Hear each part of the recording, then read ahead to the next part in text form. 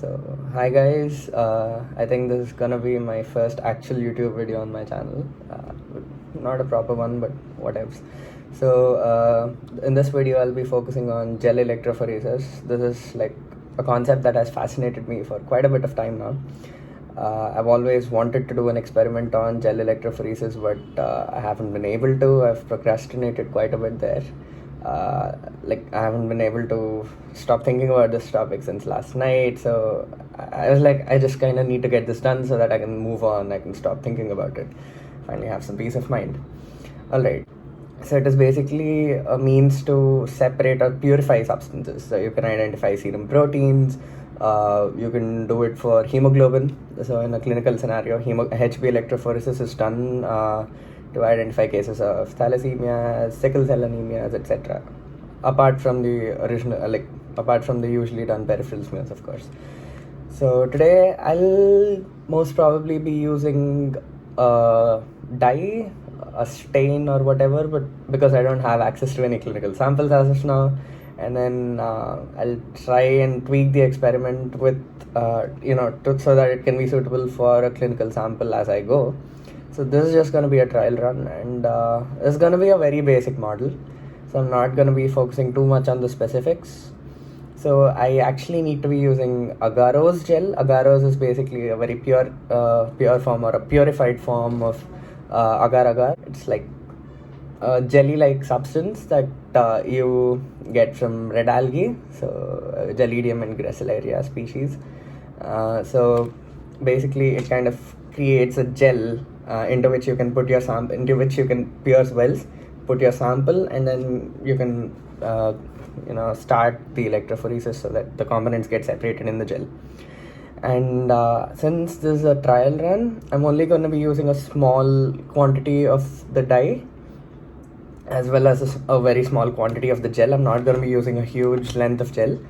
The reason being, usually the rule of thumb for gel electrophoresis is 1 volt per millimeter of gel. So if my gel, the length of my column is 1 centimeter, I need 10 volts of power supply. And so based on the length, I'm going to have to increase my power supply, and this is only a trial run, so I don't want to overdo it. And at the same time, I don't want to be giving too high a voltage so that my gel melts.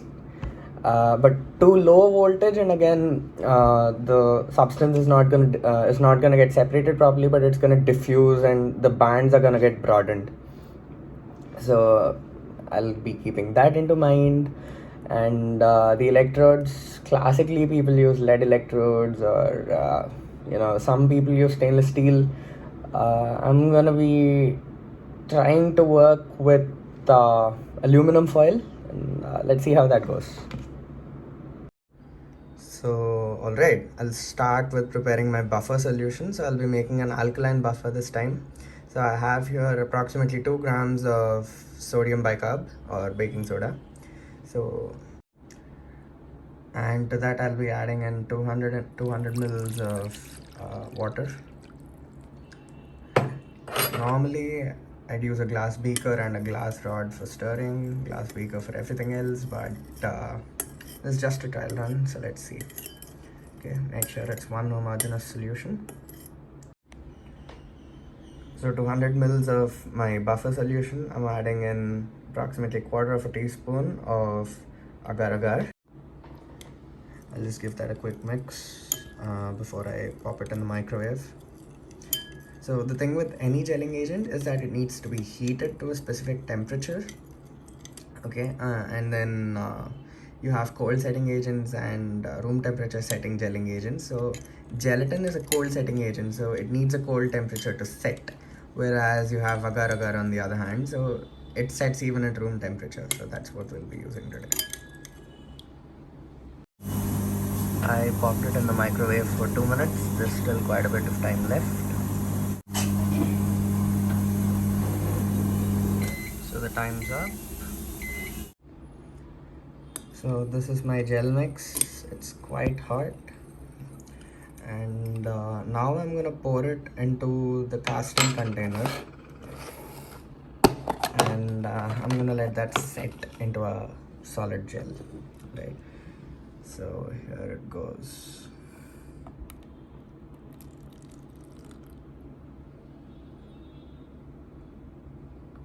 Yeah. Yep. So I'm gonna let this gel set for quite a bit of time. I'll knock out some of the air bubbles. Okay, just wishing it on enough. Okay, all right. So I'll let it set for some time now. But before the gel was totally set, I kind of made something here, kind of a device to kind of cut holes in the gel, so that, you know, as the gel sets, these holes will too.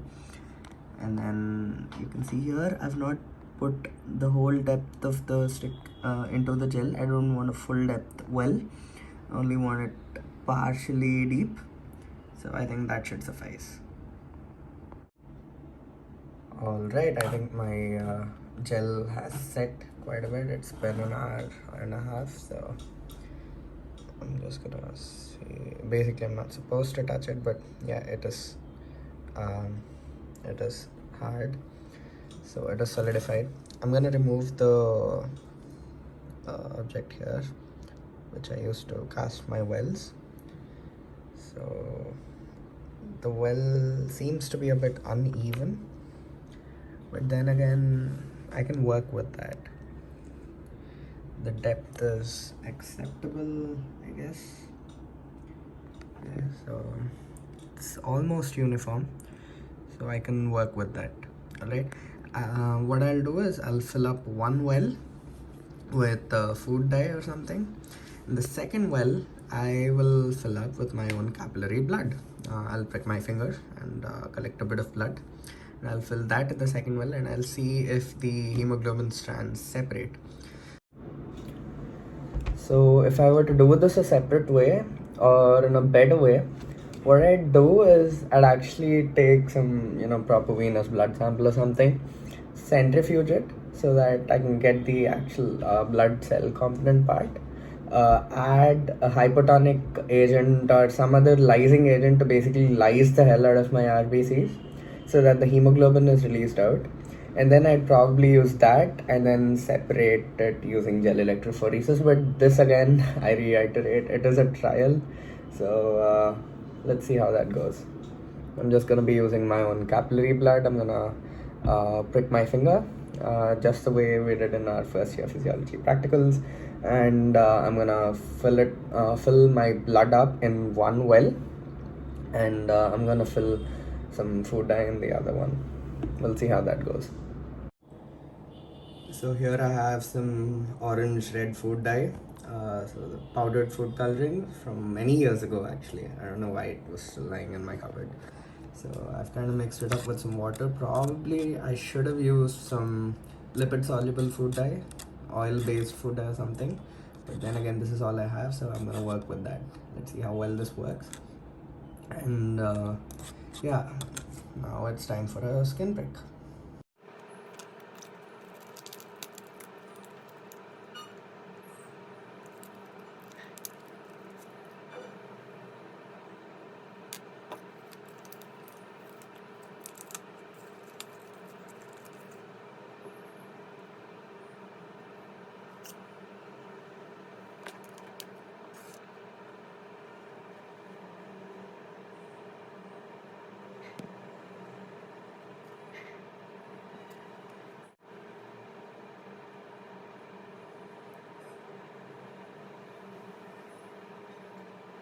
So now that I've siphoned it, I'm gonna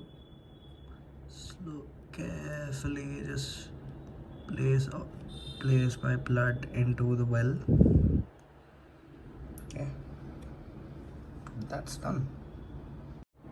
So as you can see here, this well is filled with my blood. Quite a precise well there, so I'm happy with how it has turned out. Okay, I'm happy with the shape of the well. It's quite regular. I'm happy with the depth as well. So into the other well, I'm just gonna fill that with some food coloring. So here I have some food coloring that I've mixed up. All I'm gonna do is take a dropper again and give that a mix. Take that in and yep, fill that into the well. I don't care if it diffuses, as long as it's in the well, it's fine, because I'm anyway gonna be separating that using gel electrophoresis, and it's gonna diffuse out quite a bit during that time, even into the buffer solution, so I'm not worried about that. Alright, so now it's time to pour in the buffer solution and add in the electrodes. So I'm just using a plastic knife to sort of cut a small depression for putting in my electrodes. I'm gonna do this on this side as well. I've already done it on the side of the blood column there. I've created a depression into the gel, so now I'm gonna put my electrodes in there. So I've just used a bit of copper wire here. I initially thought of using aluminum foil, but then I feared that because of the high voltage it might just burn out. So I didn't want that, so I just used a bit of copper wire. I bent it, I put it into the line that I cut for the gel, cut into the gel for the electrode. And now I'm just gonna pour in the buffer solution that I had remaining. So in goes the remaining 100 mils of buffer solution. I'm not worried about the dye seeping into the buffer solution. All I needed is to separate into the gel. Okay, I needed to diffuse into the gel. That's all I need. Now I'm just gonna have to connect it to a power source. So alright, this is where the fun part starts. I've used 5 9-volt batteries here. So this is the negative electrode. So I've connected it to this thing here. So this is a bit weak, so I'm just using this plastic thing for support. And so finally it's time to connect both electrodes. Let's start. Fingers crossed. As soon as both wires touch or come in contact, you can see that there's some sizzling happening here. So the circuit's in connection. Okay, you can see that the reaction has started. Okay, it's moving a little bit. It does need a lot more time to act, so let's see what happens.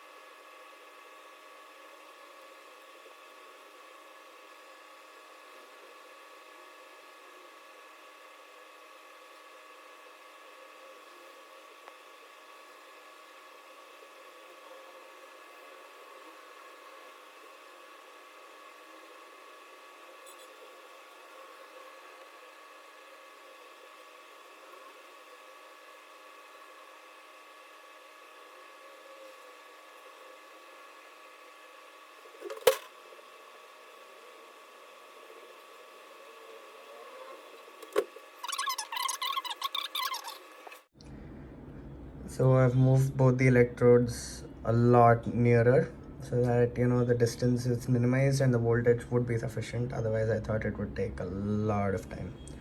So now I'm just reconnecting the wires. See how the reaction proceeds. Okay, and all the copper wire, it's become blue already. The copper's gotten oxidized. So I think the reaction will proceed much faster now. I couldn't see much movement in the blood column because I'm 100% sure that the blood would have clotted by the time I started the gel electrophoresis experiment. This, on the other hand, the dye, I can see a minimal amount of movement, and that could be because I provided a very less voltage. Now that the voltage problem's been dealt with, let's see how that goes. Okay, So this greenish residue that I can see here is cuprous oxide, or copper oxide basically. So that I'm not gonna inhale that. So I'm just gonna stop the experiment here. Okay, and I'm gonna discard the water and see how it goes. But it looks like from the side here, it looks like there has been some amount of diffusion, but I'm not expecting much diffusion to happen because it's a pretty homogeneous thing, the food dye, and it's water soluble as well. And the blood, I'm pretty sure that shit coagulated as soon as I put it in the gel. So there's been like a minute or two of time difference between when I dropped the blood into the well and when I actually started the gel electrophoresis. So I don't expect anything to happen. So overall, for a pilot try, I think this was okay. And yep, just as I thought, cuprous oxide on this electrode here. I'll just discard that. And I'll discard the water now and I'll see how that goes.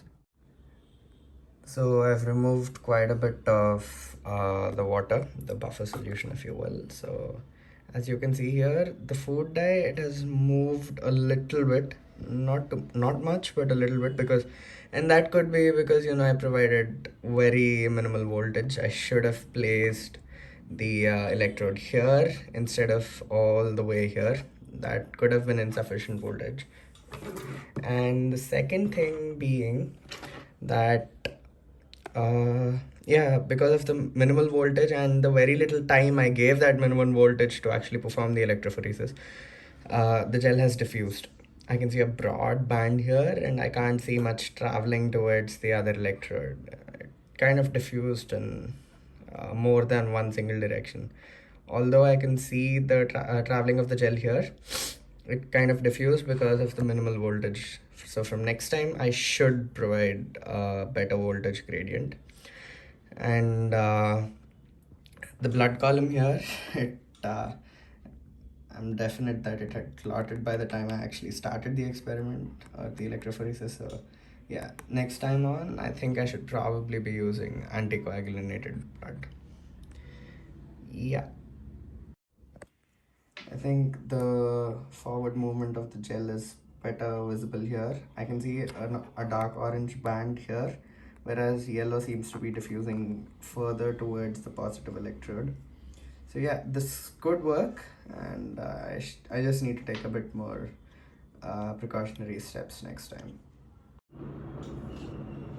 So yeah, in retrospect, there are several things which I should have done better, and probably if I try this experiment out the next time, these are what I would be taking care of. The first thing is I'm gonna use stainless steel electrodes, because the copper electrodes, the ion deposition and all, the cupric oxide that was formed, I was scared of inhaling those fumes because they are toxic, and I should have worn a mask, which I did not.